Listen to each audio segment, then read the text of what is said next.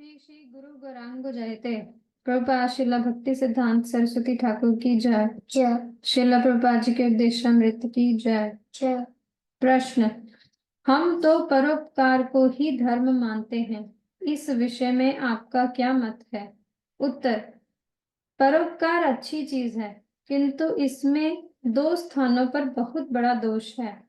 एक तो व्यक्त रूप से इसमें निरीश्वरता का आवाहन है, दूसरा इसमें पशु जाति या दूसरे प्राणियों के प्रति हिंसा है। एब्सोल्यूट इंटीजर, चरम पूर्ण वस्तु को निग्लेक्ट, उपेक्षा करके जो कुछ भी किया जाए उसका कुछ भी मूल्य नहीं है। हम परमार्थ को सुविधावाद की सेवा में नियुक्त करने की पक्षपाती नहीं है। साधु से जागतिक सेवा करवा लेना ही चेष्टा में साधुत्व के प्रति आदर नहीं है। मानव जीवन का कार्य केवल ऐसा सामान्य अल्ट्रिज्म परोपकार नहीं है। मानव जीवन का और भी एक बहुत बड़ा कार्य है, भगवान की सेवा।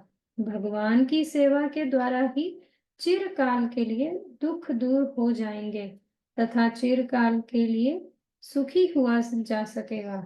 इसीलिए हमारा मनोरथ है कि हम सारे जगत को कृष्ण भक्त करेंगे।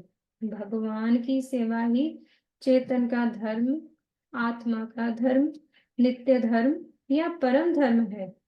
भगवान चैतन्य देव ने जगत में परम धर्म की कथाओं का ही प्रचार किया है। उसी से जगत का संपूर्ण रूप से उपकार तथा कल्याण होगा। श्री चैतन्य देव ने कहा है, भारत भूमि ते हैल मनुष्य जन्म यार, जन्म सार्थक करी कर पर उपकार। अर्थात भारत भूमि में जिसका मनुष्य रूप में जन्म हुआ है, वह भगवान का भजन कर अपने जीवन को सार्थक बनाकर परोपकार करें।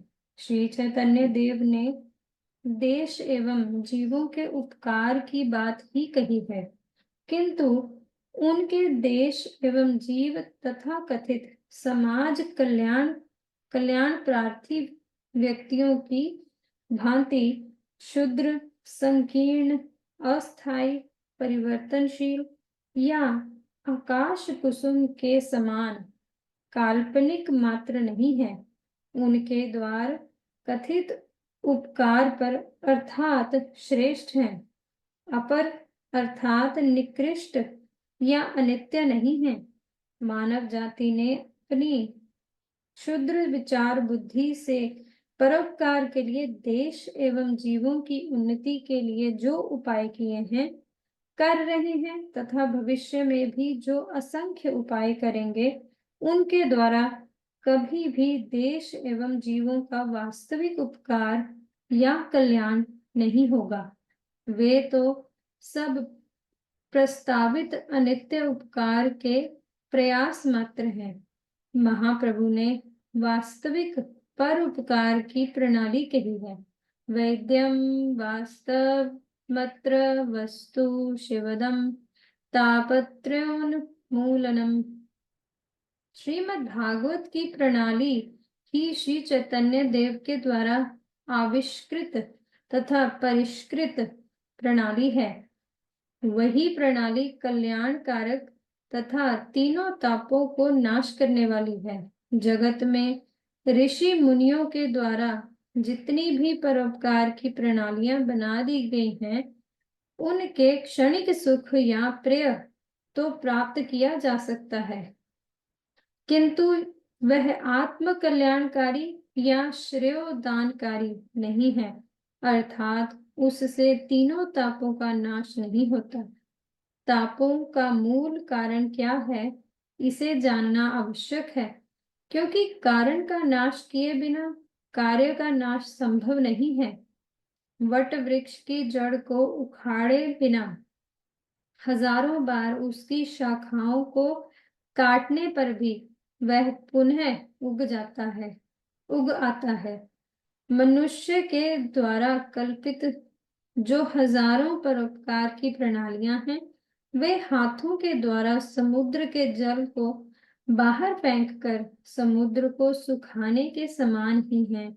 यदि हजारों लोग युगों युगों तक ऐसा प्रयास करते रहें, तो भी समुद्र कभी सूखेगा नहीं।